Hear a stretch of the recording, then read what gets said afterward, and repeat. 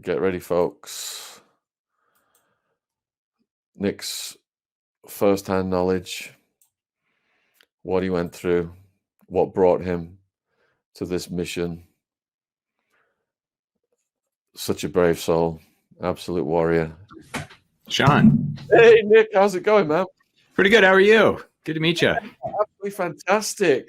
Now, our mission statement on this channel is to end the war on drugs, take all those trillions, they've spent to keep nothing in terms of stopping the drug flow, and take it and go after predators. Watch your interview on Valuetainment. I'm a friend of Patrick. I've been on it myself. Absolutely blown away by your mission. It dovetails into what we're trying to do.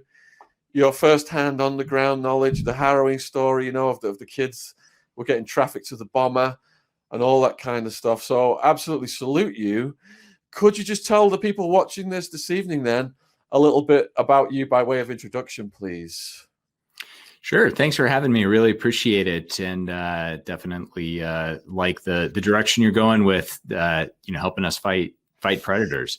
So again, I'm Nick McKinley. I'm the founder and CEO of Deliver Fund. We're a nonprofit private intelligence company that helps law enforcement hunt down human traffickers so they can put them in jail where they belong.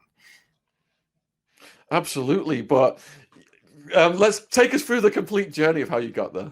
Sure. So I started my career in military special operations in the United States Air Force as a pararescueman. I then transitioned, did a couple of years of private personnel recovery work, primarily for financial institutions. And then when I say private personnel recovery work, what that usually meant was that some very wealthy investment banker went overseas, did something stupid, usually involving alcohol and women. And then I was the guy who had to go get them out of that situation before the financial analysts found out and their stock price went down. Oh. So I did that for a couple of years and then got a very interesting call asking if I would be interested in joining a program at the Central Intelligence Agency. So I did, and it turned out to be a phenomenal career. But in the course of that career, I kept bumping into the human trafficking problem overseas and then in the United States, and decided that it was something I had to do something about. And that's, on this channel, we started out with stories of true crime prisoners, then we went ex-cops, ex-prison guards, victims of abuse. And you said something very emotional that resonated, that when you look at that problem, it is something you can't turn away from then. You've just got to do something about it. And what led to that moment? Yeah, so I actually was quoting William Wilberforce, one of your fellow countrymen, who was really the driver for dismantling the white slave trade that was happening to America and the rest of the world. And so he really said, in one of his speeches to Parliament, that once you can't look away, and you can never again say you did not know. And that was really where I was focused. Most of the work that I did at the CIA was counter-narcotics related, counter-terrorism related, and we kept bumping into human trafficking, but there was really nobody to take the intelligence on the human trafficking activity that we were finding and pass that off to somebody. And I'm sure you heard me say it on Valuetainment, and I've said it many, many times. At least here in America, we have a drug enforcement agency, yet 90% of drugs are legal. Right? I mean, even cocaine is used to numb the retina for eye surgery. So we have an entire government bureaucracy that spends tens of billions of dollars a year fighting what is the illicit sale of legal commodities, right? Through the war on drugs. How's that going? Having personally participated in it, I can tell you it's not going near as well as we would want it to. We have, in the United States, we have the Bureau of Alcohol, Tobacco, and Firearms. Alcohol, tobacco, and firearms are all legal. In fact, firearms are actually constitutionally protected in the United States. And yet we have a massive bureaucracy that spends billions of dollars a year fighting what is the illicit sale of legal commodities. Last time I checked, on almost every country on earth, slavery, which is what we're talking about here, right? Human trafficking is just a very, very polished word for slavery. Slavery is illegal. And yet we don't have a single government bureaucracy here in the United States, or really anywhere else in the world, that is solely focused on the human trafficking, on the slavery problem. And we're going to get to more of that. Was it your work through the CIA that led you to the bomber who was trafficking kids? That's yes, one of the stories that got me into this, as far as who I was working for and what I was doing, whether it was the military or the CIA, is really irrelevant. But yes, I was working overseas. I was actually in Afghanistan, and we found a human trafficker who was actually selling children to bomb builders. And the bomb builder was using the children to test their bombs because they wanted to make sure that they wouldn't go off if a child stepped on them, not because they cared about the child, but because they were trying to kill, U.S. and British soldiers. I was actually living on a British military outpost at the time. And when we found this information on a human trafficker, we couldn't, there's really nobody to give that intelligence to. There's no presidential mandate to report that information. And even if we did, who do we push it to? So think about that. I mean, we're two of the most powerful countries and empires the world has ever seen. Militarily, intelligence, from an intelligence capacity, from a law enforcement capacity, from a technology capacity, from an economic capacity. I mean, by any way you measure it, we're talking about, the Western world is more powerful now than it's ever been in any point in history. And yet we can kill people with flying robots from 6,000 miles away, but we don't have anybody who's solely focused on the human trafficking problem. So I'm sure some of the boys from Harefield or from some of the former SAS guys or special boat unit guys or something in your country, right? Your top level operators. Ask them how many of them have ever done a human trafficking mission. Not going after a drug trafficker who also happened to traffic children, or going after a bomb builder who also happened to traffic children. Ask them how many times they got a mission where their sole purpose was to confront a human trafficker and bring them to justice. And you'll find, I will actually be shocked if you can find even one instance. All I know from my life are, former spies on both sides of the pond. I know the best of the military operators from both sides of the pond. And when I start asking all my friends, have you ever done a human trafficking mission? I couldn't find a single one who said yes. Some of my partners in law enforcement and friends in law enforcement had, but we're talking about such a small number. Imagine if we took all of the resources that we put into the counter narcotics fight and we put that into the human trafficking fight. Human trafficking would be done. It would just be done. We put it into the child exploitation fight. It would be done. And I'm not saying that the counter narcotics fight is not important. I think in many ways it actually is very important because of what it feeds. And it really depends on kind of what layer and what level you're looking at. And I think we're just now as a society starting to get to see, where we need to pay attention and where we don't, because we've been paying attention to everything and that's just not working. So we're starting to understand that.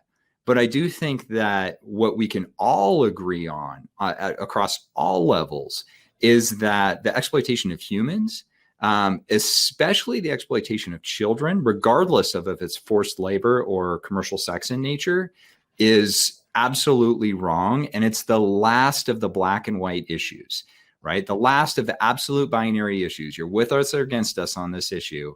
And if you're against us, please reach out and let us know. We'll be happy to make you a target. I'm sure people are curious about the bomb maker. What type of bombs and how did he trick the kids to step on bombs? So I don't want to get into the details. I'm not really authorized to do that. But what I can say is that the bombs that he was building were triggered by pressure. And it wasn't a matter of tricking. The children just had no idea what was going on. And so he just wanted to make sure that the pressure that a child created wouldn't set off the bomb, but the pressure that you or I would create would. How does trafficking occur mostly in modern America? Really in the same way it does in the entire Western world. When we talk about human trafficking holistically across the world, we're predominantly looking at forced labor. But when we start talking about Western societies, we're predominantly talking about commercial sex. Now, when we talk commercial sex trafficking, oftentimes that looks the same as prostitution to the untrained eye. Two very, very different things, right? People who are prostituted are not engaging in that activity through fraud, force, or coercion. Human trafficking victims are being forced into that situation. So while on the surface it might look the same, it's actually very different. And most of this in the Western world happens online. The red light districts of, or in America where in only one county prostitution is legal, throughout the rest of the country, it's illegal. But everybody knew that there was the wrong side of, the wrong side of town that you could go to where you could find, women who were being prostituted, walking what they call the track. You don't see that as much anymore because with the advent and the proliferation of the smartphone and readily accessible, internet right on the phone, people can find what they're looking for within the commercial sex industry right online, which means that this all happens behind closed doors. So it's much more difficult for law enforcement to find. How young are the girls that these traffickers are grooming and manipulating, and what methods do they employ to gain their confidence? In the United States, the best statistics that we have come from the National Center for Missing and Exploited Children, which is a private nonprofit that works with the government to do very much what we do, just on the child exploitation side. They're specifically focused on missing kids and then a lot on the child pornography issue. Their statistics show that the average age of entry into the human trafficking cycle is 12 to 14 years old. So think about that. A 12 to 14-year-old girl is then manipulated this day and age, often through social media or other internet communication or, internet enabled communication. So we've seen it from gaming consoles and the like. And they're manipulated into thinking that the person on the other end of that communication is going to solve all their problems. So one of the best things that parents can do is make sure that their teenage girls understand that nobody is the solution to all of their problems. And when some boy comes along, some good looking older boy comes along who, has the solution to all their problems, they need to run in the other direction. Now, there are also young boys who are trafficked. We've been involved in a number of those cases. And the youngest that we have seen has been 4 years old. But many of our partners at the National Center for Missing and Exploited Children have seen children much younger. Do you have any individual stories of situations you've encountered whereby you could describe the methods used to keep that person in captivity or manipulate them, how they kept the parents at bay, that kind of thing? What actually happens is pretty gruesome, and so we probably won't get into that. But there is a once the girls are manipulated to the point that they can make physical contact with the trafficker, and then even then the trafficker will continue to manipulate them, and this happens over a period of months to sometimes years. So they bring them into what they call their stable. It's literally what they refer to it as. They bring them into their stable, physically, sexually, emotionally torment them and abuse them in order to just break their spirit. And they immediately get them hooked on narcotics as fast as possible. Usually it's heroin. We have seen cocaine. We have seen, Percocet, other types of opiates, but usually it's heroin. And heroin is a business decision, right? It's not the cheapest narcotic. Why aren't they using alcohol or marijuana? Well, because they're not getting the same effect they want. So while they will beat in these girls brutally, abuse them brutally, they have to have these girls in good enough condition in order to be able to sell them for an hour. And so they can't have them all black and blue. So what they do is they get them hooked on increasingly high levels of usually heroin.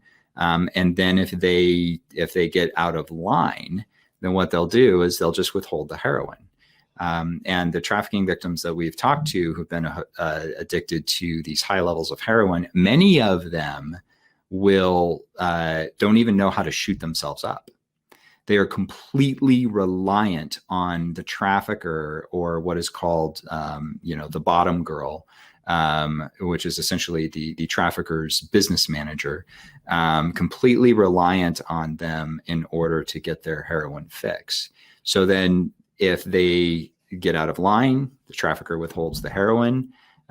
These victims have told us that that it feels like their bones are breaking from inside their body, that they start to hurt so bad from the heroin withdrawals, and they'll get to the point where they will do anything in order to get the heroin. And so that's what the trafficker does. And there's another I'm assuming there's not a lot of young children that listen to your podcast. So no, you're fine. You can say anything you want. You're fine. Yeah. If there are any parents with young children, this is probably a good time to turn this off. There's another reason that they use heroin. And it's because if the girl gets too out of line and they just need to do away with her, they can give her what they call a hot shot, and they can just OD her on heroin. And then law enforcement shows up to the hotel room and sees what appears to be a prostitute on the floor with a heroin needle hanging out of her arm. And they're like, oh, just another opiate OD, cut and dry, closed case. And now the trafficker doesn't have to worry about law enforcement pursuing a homicide. Because everything appears that this is just a heroin junkie who OD'd. Good grief, I'm getting a bit speechless here. That's absolutely horrific. Going back to the prevention phase of this, then earlier on you said about parents looking out for guys approaching girls 12 to 14, for example, offering to solve all their problems. Do these guys pose as boyfriends initially? Is that what you meant? Yes, absolutely. So really statistically, or not statistically, when you look at the holistic human trafficking problem, really any vulnerable person is vulnerable to being taken advantage of by human traffickers. Now you start adding in lower socioeconomic status.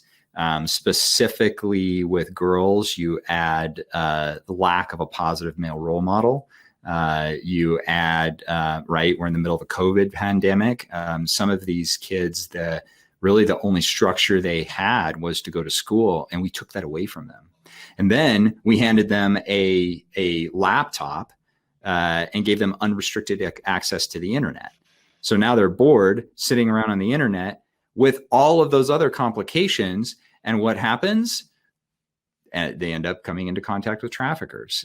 So you start adding all those complicating factors in, and you end up with vulnerable populations that are being, preyed upon.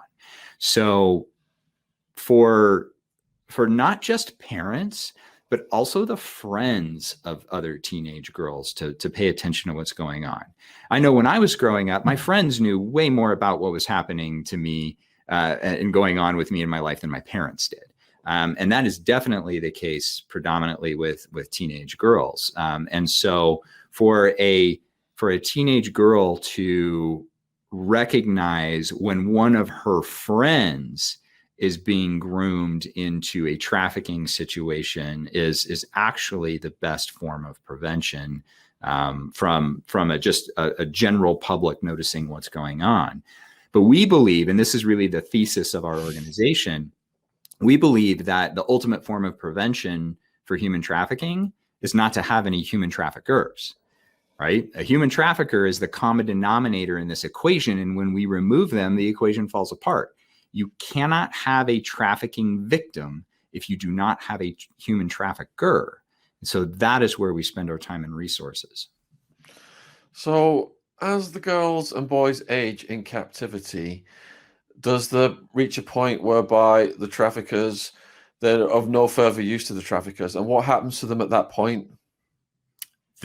So yes, that's exactly what happens. At a certain point, there's really three different paths that the trafficking victims will take. Oftentimes, you will see them on the side of the road, and they look very much like a washed-up person who is being prostituted. Well, if the trafficker just kicks them out of his stable because he doesn't want to deal with them anymore, or he feels like he can replace them with somebody who's going to be more compliant, bring in more money, then they'll just kick them out. That's actually the best of the circumstances. The average rate of survival is 7 years. So usually within a 7-year period, they'll end up dead by any number of means. And then one of the saddest things that happens is you have trafficking victims who start to cooperate with their trafficker in order to get better treatment.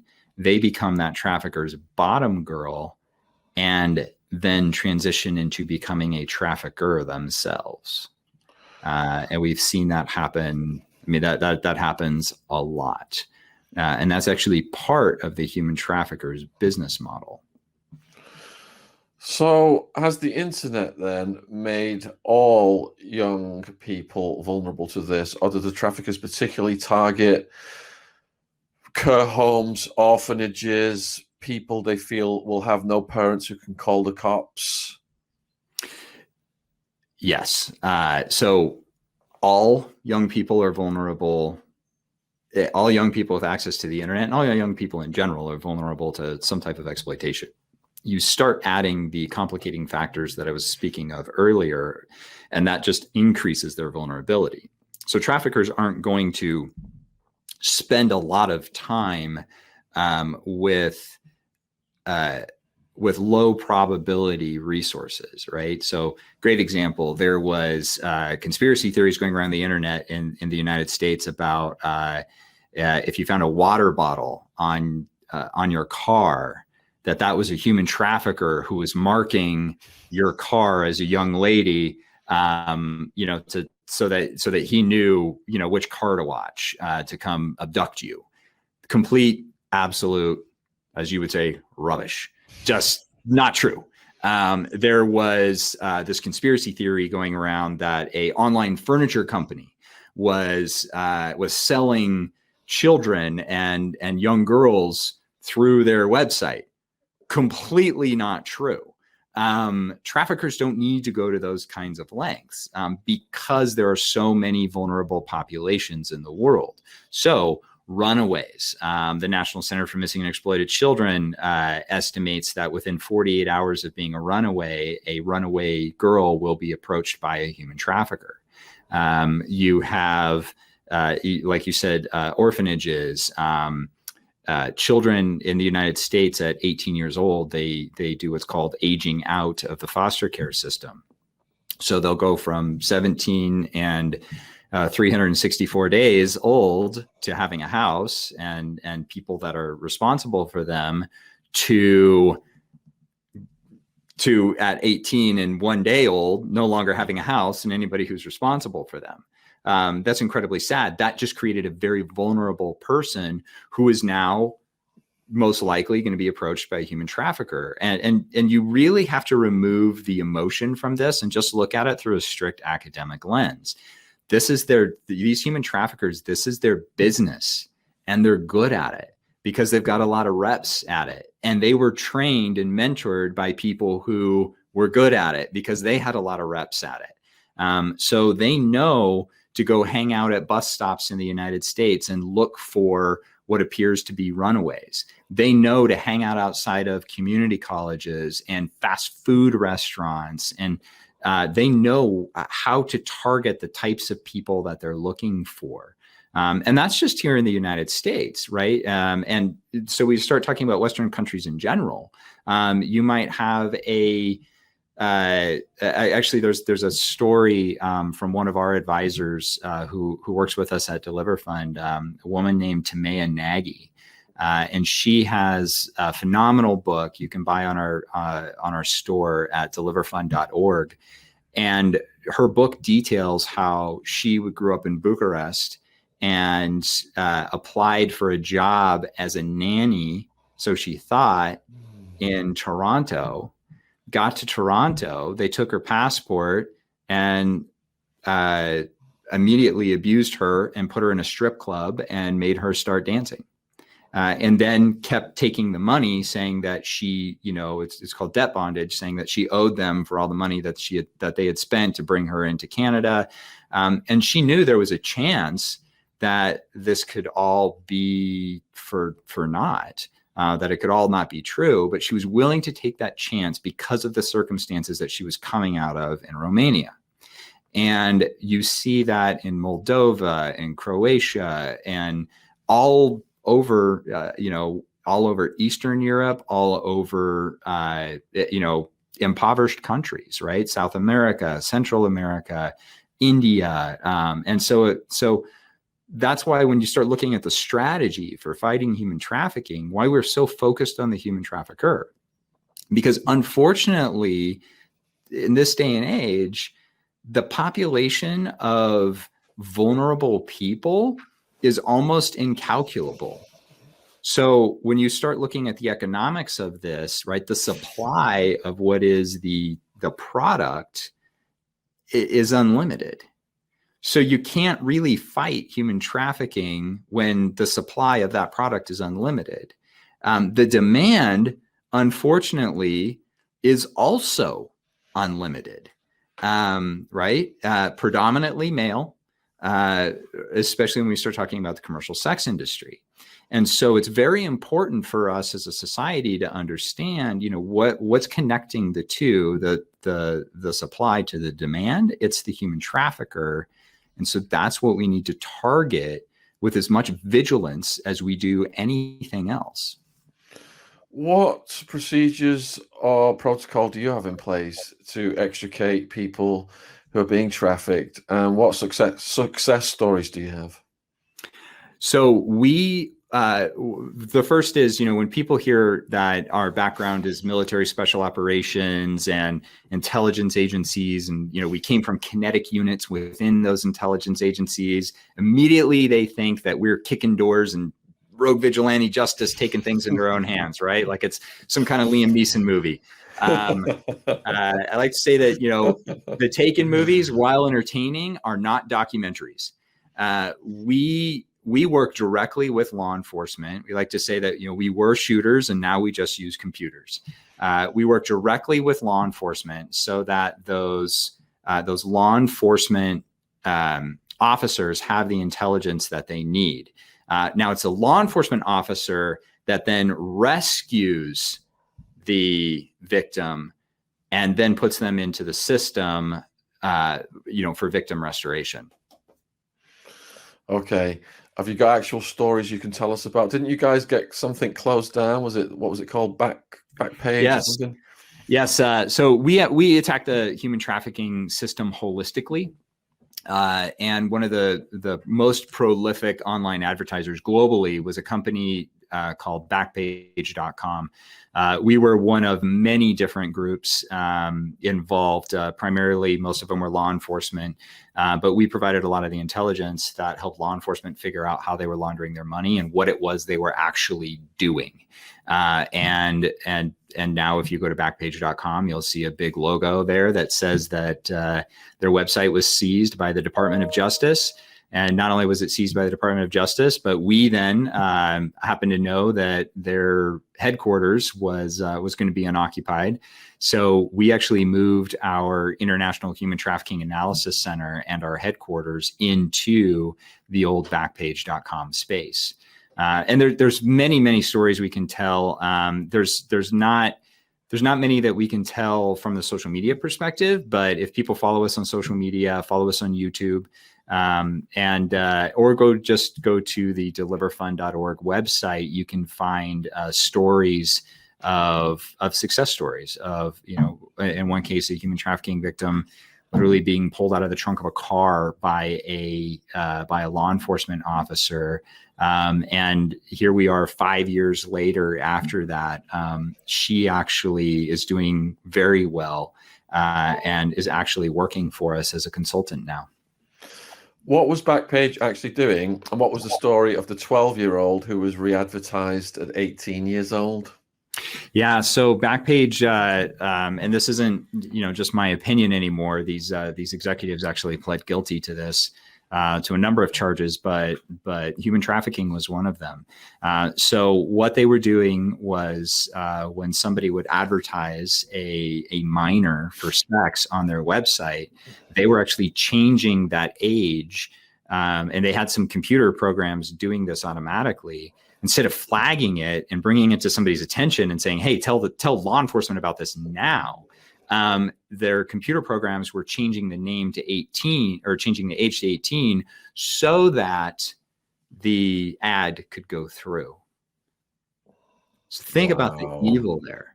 Now, when it comes to the conversation around persons who are prostituted, or escorts, as we call them, we all know what's actually happening. And the various websites that provide advertising for those for the people engaging in prostitution,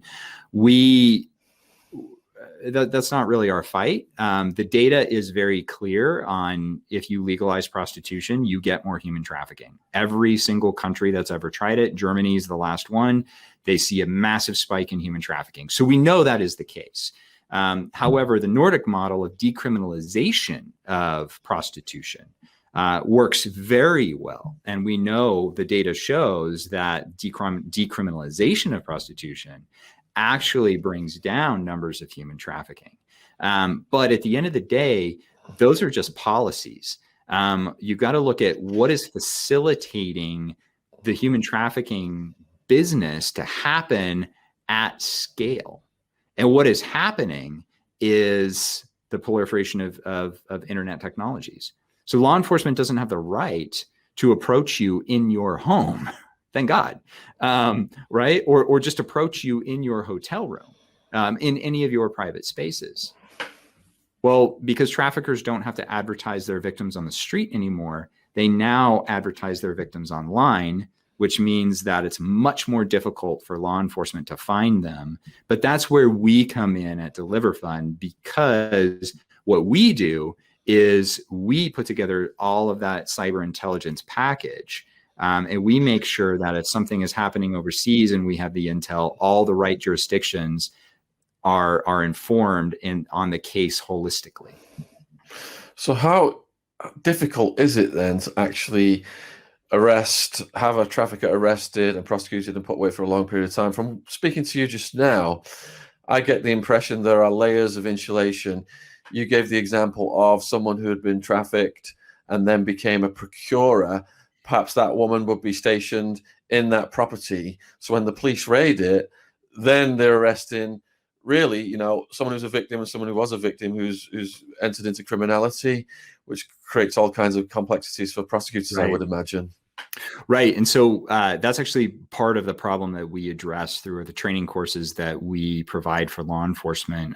It's always been a problem where you would have law enforcement would go arrest what they thought was a prostitute and arrest her for prostitution. But it turned out she was a human trafficking victim. She was being forced to do this, but now she has a prostitution charge, and we just made her life more difficult. So we train law enforcement, other groups do as well, but we train law enforcement how to look for the signs of human trafficking so that they can approach that person as a victim and say, hey, we know that you, and that's where our intel comes in, because our intel will actually inform their conversation, and they can say, we know that you are actually a victim. We know that this person is your trafficker. All we need is a nod yes, and you're going to get the services you need as a victim, and that trafficker is going to get the handcuffs, not you. And one of the important things for every country to do, and one of the things that we do in the United States, is we have what's called the T visa. So folks from who come across the border, right? We talk about human smuggling and human trafficking sometimes in the same conversation, but those are two very different things. However, peoples who are smuggled across a border and exist outside the legal system of that country are then vulnerable to becoming human trafficking victims. And so you can see a general theme here, which is if you have vulnerabilities within populations, those vulnerabilities will be exploited by human traffickers for their ends, which is profit. So what we do by focusing on that human trafficker is try to actually protect those vulnerable populations by making sure there's no human trafficker to prey on them in the first place. So with traffickers you've helped put away, what sentence lengths are they receiving? And do you think those sentence lengths are sufficient? I think anything less than life is probably too low for human trafficking. Unfortunately, the minimum mandatory sentence for human trafficking in the United States is 15 years. At the state level, there's multiple states, Montana, Texas, places predominantly in the West, where you can get a life sentence on a state level human trafficking charge. But the highest sentence that we've seen in one of the cases that we were involved in was 3 life sentences. But that human trafficker, that was a horrific case.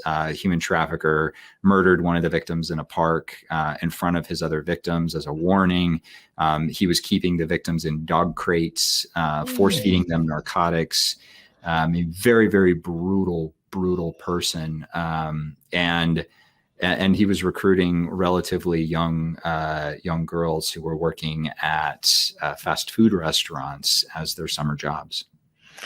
So for people scratching their heads wondering where this is happening, you mentioned that the Super Bowl becomes like an absolute center for it. Could you expand on that a bit, please? Yes. So the Super Bowl, we were just at what's called WrestleMania, which is this kind of like fake wrestling thing that happens.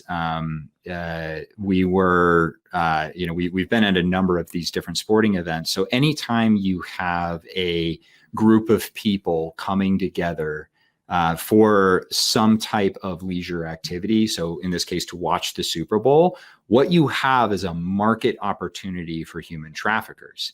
And so we see human traffickers will actually coordinate with each other. So last time we had the Super Bowl was in Tampa, Florida. So human traffickers who lived in Tampa, Florida were calling their human trafficker friends from around the country saying, hey, bring your girls down here, because they didn't have enough girls to service the demand that was out there. And so it's not just the Super Bowl. It's the Super Bowl. It's SHOT Show. It's the Consumer Electronics Show. It's the adult entertainment industry conventions. It's really any type of convention. NBA Final Four. All of these different things that are various sporting events where people will come from around the world, really. To watch the events. World Cup, great example, right? Massive human trafficking spikes anytime you see this. anytime you have a bunch of people coming together for, for sport or leisure.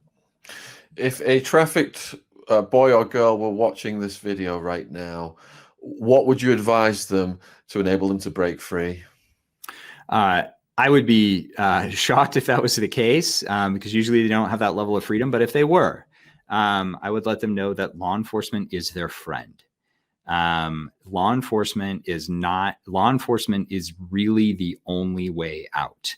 And so law enforcement is their friend, and it is in their best interest to cooperate with law enforcement. And if law enforcement doesn't believe them that they are a human trafficker, tell that law enforcement officer to contact Deliver Fund, and we will give that law enforcement officer the intelligence they need to be able to prove the human trafficking case. And that law enforcement officer, if you're a law enforcement officer watching this, it's significantly better for your career to have a human trafficker that you put away instead of a human trafficking victim. Do you have resources on your website for concerned parents? We do. So you can find any of those resources by visiting deliverfund.org. That's DELIVER fund.org. You can find us at Deliver Fund on all the social media platforms, and you can find us on YouTube as well. I think one of the best series that we put out is put out by one of our senior targeting analysts by the name of Kara Smith. We call her Kara the Huntress because she is just so good at hunting down human traffickers. She had an Air Force background, and then she went to the National Security Agency and then the Department of Justice. So she's been doing this a very long time. And she actually has infiltrated human traffickers' social media platforms, and she puts out these little 1 to 2 minute videos that we have consolidated on YouTube that actually show how human traffickers work. And so that is actually one of the best ways to educate yourself, is to watch those videos and see how a human trafficker works, because then those parents will know how best to talk to their child about how to prevent human trafficking, and they'll know what will resonate with them and what will not. And we're going to have all your links below the videos. I urge people to support your work. I get asked a lot about the relationship between the cartels and human traffickers. And I have a guy out of Sinaloa who used to work for a cartel. And he said that the drug lords are making so much money from the product, they don't need to be risking getting involved in human trafficking. And also there's like a, don't harm women or kids moral code, but right. There are loose cannons within the industry that, have their fingers in many pies. Absolutely. So we've had the same information given to us. I actually have a friend who has a lot of friends who were members of the mafia, and they specifically, like hurting children was just a no-go. Right. And so in many ways, coming from my background, I don't understand how it's okay to, run massive amounts of drugs into a country that kill people. But I'm glad to know that there is a line, and, forcing, nobody, at the end of the day, we do have to admit that nobody is forcing anybody to do these narcotics. But forcing children to do heinous things should just not be okay for anybody. And so, when I was in Afghanistan, as an example, I could understand why some of these villagers were shooting at us. You start driving down the streets in my neighborhood with a with a tank, and you're going to get shot at by me as well. So you could academically understand it. It wasn't an excuse, but it was a reason you could understand. There is no excuse or reason at all for justifying the exploitation of children or other human beings in general. So how are we going to get governments to take the resources from things like the war on drugs and put it into trafficking and protecting kids? You'd think that would be a priority. We're doing it right now. It's going to be a generational shift. It's going to take a lot of, it's going to take it's going to take a lot of this right here, dialogue, where with, you know, thousands or tens of thousands or millions of people getting informed about what is happening. I mean, we do have to hold our politicians accountable. Every time I hear a politician say that human trafficking is extremely important to them, I say, that is awesome. Show me the budget line item that funds your fight against human trafficking.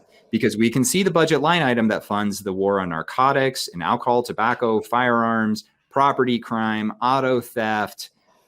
Where is the budget line item that funds the fight against human trafficking in the area that you're responsible for as a politician? And if they can't point to that budget line item, then they're not actually taking the human trafficking problem seriously. And it is our responsibility as voters in Western countries to make sure that our politicians are held accountable for what they do or do not do about the human trafficking problem. And if they don't do anything about the human trafficking problem, then we need to get rid of them as politicians and put somebody in office who will do something about the human trafficking problem. And the next time I hear a politician say that they're tough on crime, right, or a DA say that they're tough on crime, or an attorney general say that they're tough on crime, but I don't see a laundry list of human trafficking prosecutions, then I know that they are lying to us. They're not actually tough on the right crime. You got a question coming from the viewers, and that is, are traffickers using online methods more and more to groom kids? And if so, how have you adapted to this at Deliver Fund in your fight against trafficking? So human traffickers are using online methods predominantly. Actually, physical grooming in developing that relationship with them is actually pretty rare. It mainly happens through the internet, and how we do that. That is our secret sauce that I'm not going to reveal. What I can say is that if you're a human trafficker and you touch the internet, it is just a matter of time before we figure out who you are, where you are, and we arrange a meeting between you and law enforcement. How vulnerable are kids getting enticed into the modeling industry? Because we saw with the Epstein case, promises of becoming Victoria's Secret's models, Jean-Luc Brunel, this pipeline from the East European countries. What's your perspective on that? It's very real, and it's a big problem. And, you know, men who are exploiting these women, well, they're bullies, is what they are. And, you know, myself, I know a thing or two about confronting bullies. So does my co-founder, who's a Navy SEAL sniper. So does my director of operations, who was a Navy SEAL and an intelligence operative himself. And so, you know, our job as men is to protect the vulnerable, not to exploit them. So the Weinsteins, the Epsteins, these cowardly, small, feeble little men who would abuse vulnerable people, right? Some beautiful woman from Moldova who just is looking to get out of the poverty that she's in, and they in their evil mindset convince themselves that they're helping them. It's absolute trash, and they are absolute trash. And God loves them, but it's up to us to hold them accountable for the abuse that they're visiting on the vulnerable. How prevalent are female traffickers? We've got the example of Ghislaine Maxwell, and how do you think her case will play out? So how her case specifically will play out, I don't necessarily want to comment on. However, female traffickers are very common. Nobody knows how to manipulate another woman like another woman. Unfortunately, most of the time, and obviously there are rarities, but most of the time, when you have a female human trafficker, she usually was a human trafficking victim who became a human trafficker. And that doesn't excuse her conduct as a human trafficker, but it does provide us a good reason to at least have a little bit of of transparency into what created that female human trafficker. But make no mistake about it, by and large, the market driver is men on both sides of that equation. And I think it is our responsibility as men to hold ourselves to a higher standard and to hold other men to higher standards. If your investigation led to you discovering a trafficker was located in a foreign country, such as Ukraine, or somewhere perhaps that doesn't have extradition, what would you do at that stage? We have a number of techniques, and we do have friends in other countries, and it's all about incentivizing the system to do the right thing, right? So just because we've had a number of human traffickers who were involved in other things, and maybe the prosecution in that country or that jurisdiction didn't necessarily have the resources or the will to go after the human trafficking problem, but that's okay. We've had them put away for money laundering. We've had traffickers put away for all kinds of crimes that, unfortunately, at least in the United States, have higher sentences than human trafficking. You can get a significantly higher sentence for money laundering, as an example, than you can for human trafficking. And prosecutors really like those money laundering cases because they're just math. Either you did or you did not. Love the way you smiled before you answered that question, Nick. If anyone's got any further questions, if you could please post them now, because we're wrapping up. Someone has sent something in. Let's have a look here. It says, is a female trafficker of women worse than a male trafficker of women in your view, given the concept of sisterhood? This has come from Matthew Steeples. I don't think so. I think that anybody who would exploit another human is just an evil person. And I don't care what their gender identity is. I don't care what their what their religious affiliation is or excuses they have about what might have happened to them in the past. I mean, this is right and wrong that is woven into the fabric of every person's soul. And so, again, it's the last of the black and white issues. You're with us or against us on this.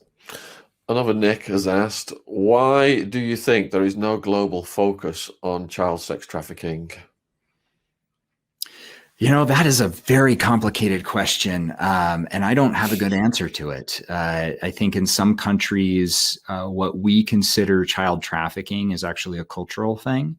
I think that there are poverty issues at play. There are crime issues at play. There are violence issues at play. That is a very, very complicated problem.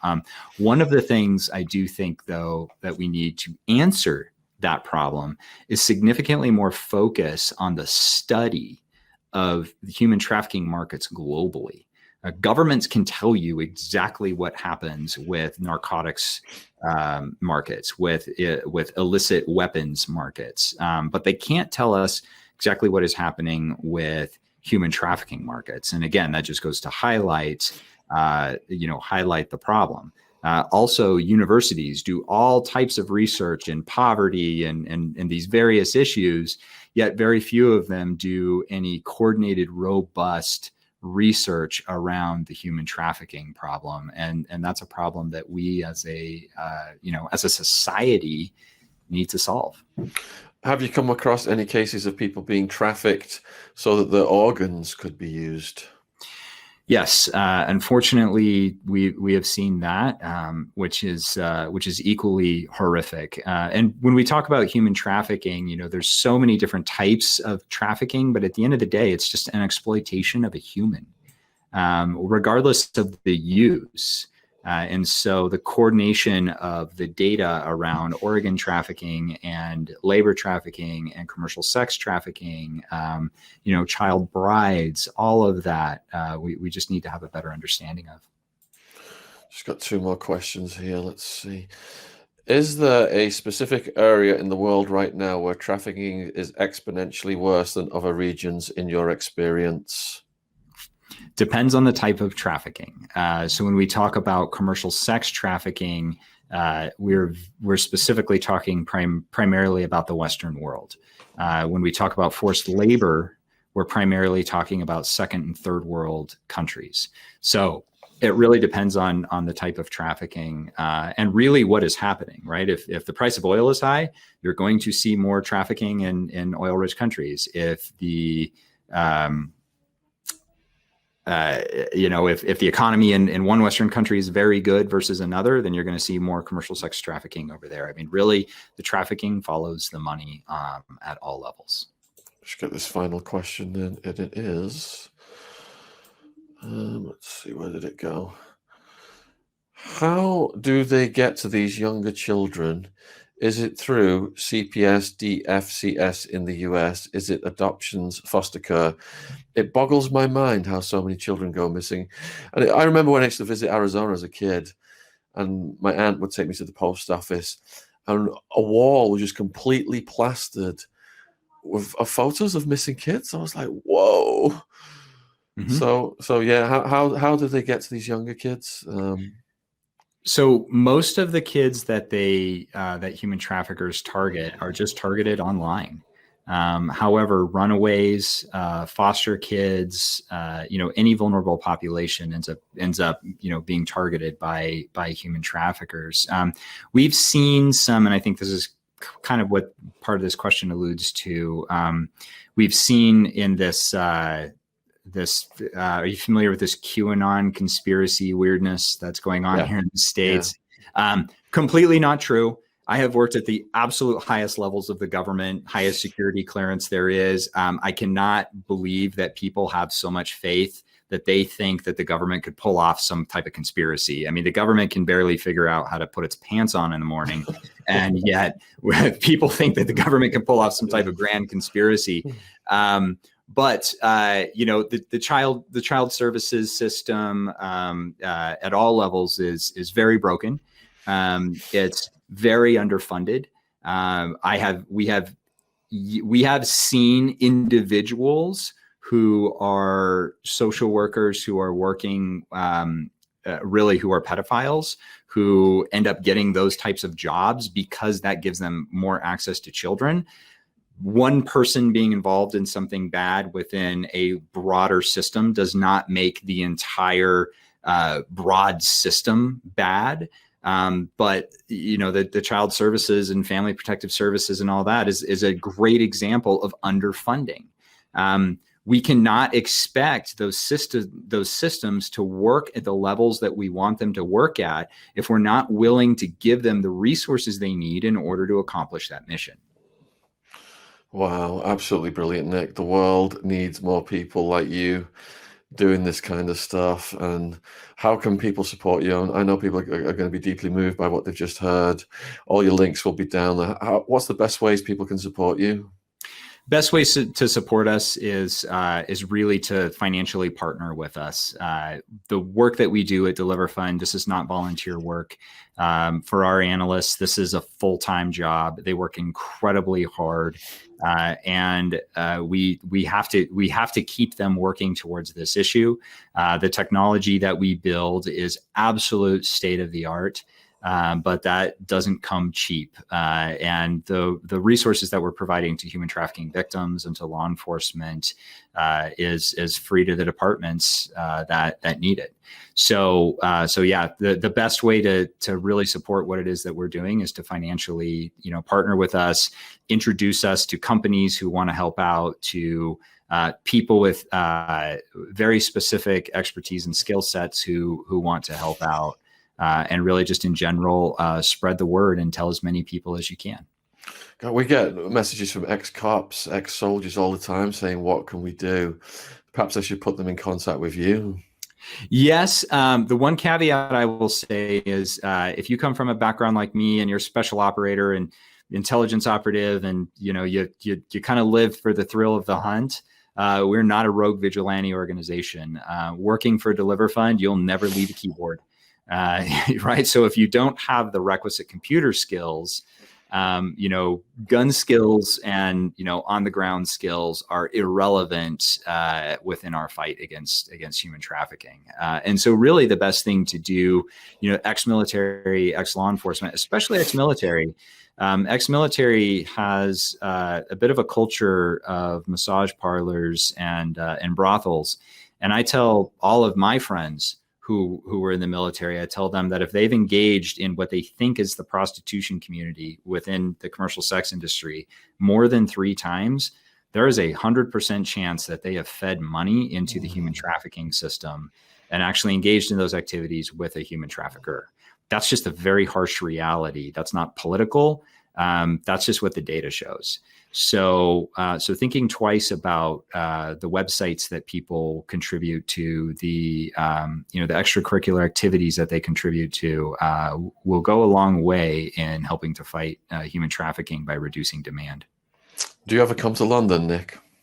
I don't, but I'm actually trying to limit my overseas travel right now because it's quite a pain.